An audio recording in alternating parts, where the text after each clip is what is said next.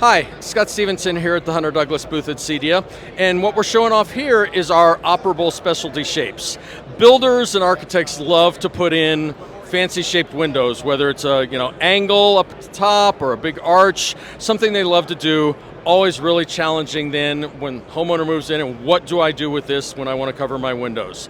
And sometimes in the past we've been able to do this where we can cover it, but do it in a way where it's just static, that the angle part or the arch part doesn't move. Now we have these actual operable shapes where we can do something really interesting and be able to open and close the whole thing. So I'll start with the angle one here.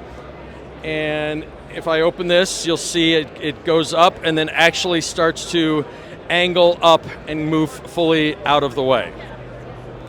And then moving on to the arch, get this one, if I say, nope, you know what, I want to close this one fully and go up, so it nicely closes up into that arch. We include these side channels that kind of cover up that trimmed off area, just make a really nice final presentation. Again, just a great way to resolve a challenge that's in so many homes where they have these types of windows and nobody knows what to do with them.